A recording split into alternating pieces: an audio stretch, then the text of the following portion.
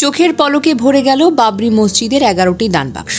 পুরো বিশ্ব যে দৃশ্যটি দেখল তা সত্যিই যেন নজিরবিহীন। ভারতীয় রাজনীতির চরম উত্তাপের মাঝেও বাবরি মসজিদের প্রতি মানুষের ভালোবাসা ও আস্থা যেন একটুও কমেনি। মাত্র দুদিনেই 11টি স্টিলের দান বাক্স পূর্ণ হয়ে যায়। রোববার 7ই ডিসেম্বর বিশেষ মেশিনে দানের টাকা গণনা করা শুরু হয়। 4টি বাক্স একটি বস্তা মিলিয়ে গণনা করা হলো 37,33,000 রুপি। অনলাইনে কিউআর কোডের মাধ্যমে আরও এসেছে 93 লক্ষ রুপি। দানের ঢল এতটাই অভাবনীয় যে এক চিকিৎসক দিয়েছেন 1 কোটি রুপি। একজন গোপন শিল্পপতি দানের প্রতিশ্রুতি দিয়েছেন 80 কোটি রুপি, তবে নাম প্রকাশ না করার শর্তে। অর্থাৎ 33 বছর আগে সেই অমর ভালোবাসা আজও মানুষের হৃদয়ে যেন অটুট হয়ে আছে। যারা ভেবেছিলেন বাবরি মসজিদ ভেঙে দিলেই তো নামটা মুছে যাবে, তাদের জন্য এই দৃশ্য। 33 বছর পরেও মানুষের বুকের ভেতর ফুটো হয়ে আজও একটি নাম বাজে, বাবরি মসজিদ। তৃণমূল তাকে দল থেকে বের করে দিয়েছে, মমতা বন্দ্যোপাধ্যায়ের সামনে তাকে সরিয়ে দেওয়া হয়েছে, কিন্তু মানুষ তো সরে যায়নি এবং আরও কাছে এসেছে। হুমায়ুন কবির বলেছেন, মসজিদ আমি বানাবই, আর 22শে ডিসেম্বর নতুন দল আমি গঠন করব। 135টি আসনে লড়ব, প্রয়োজনে ওআইসির সঙ্গে জোট করব।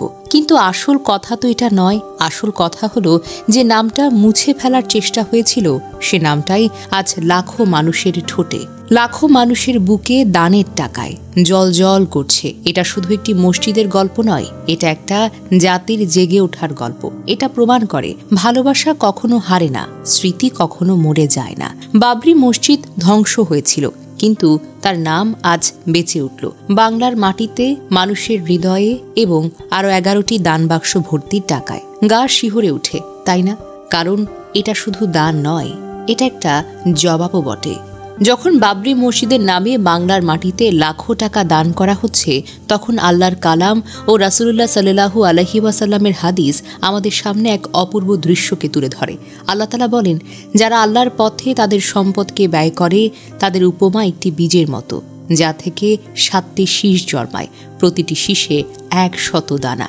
আর আল্লাহ যার জন্য ইচ্ছে তাকে আরও বাড়িয়ে দেন। আল্লাহ প্রাচুর্যময়, আল্লাহ সর্বজ্ঞ। সূরা বাকারা আয়াত 261।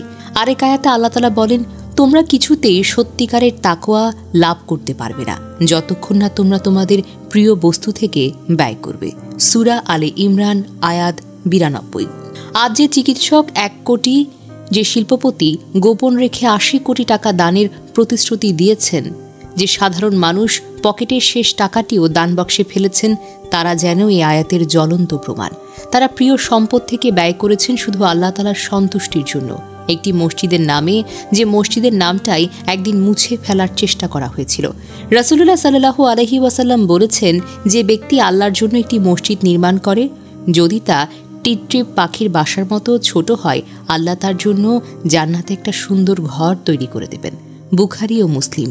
আরেক হাদিসে রয়েছে, যখন মানুষ মারা যায় তার 3টি আমল ছাড়া বাকি সব আমল বন্ধ হয়ে যায়। সদকায়ে জারিয়া, যে সদকা চলতে থাকে। মুসলিম।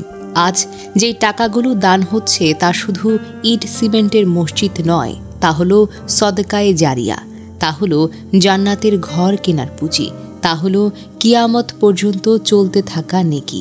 আর সবচেয়ে বড় কথা, আল্লাহ তাআলা যখন কাউকে ভালোবাসেন, তখন তিনি তার প্রতি মানুষের ভালোবাসা ঢেলে দেন। আজ বাবরি মসজিদের নামে যে দানের ঢল নেমেছে, তা আল্লাহর এক নিদর্শন। যে ঘর আল্লাহর জন্য নয়, তাকে কেউ ধ্বংস করতে পারে না। শরীরে ইট ভেঙে ফেলা যায়, কিন্তু হৃদয়ে গেঁথে থাকা মসজিদের নাম কেউ মুছে ফেলতে পারে না। আল্লাহ আমাদের সবাইকে তৌফিক দান করুন, যেন আমরাও এই সদকায়ে জারিয়ার অংশীদারি হতে পারি, যেন আমাদের প্রিয় বস্তু থেকে আল্লাহর পথে ব্যয় করার সুযোগ পাই, আর যেন কিয়ামতের দিন আমরা শুনতে পাই, আজ তোমার জন্য জান্নাতে একটি ঘর তৈরি করা হয়েছে। আমিন।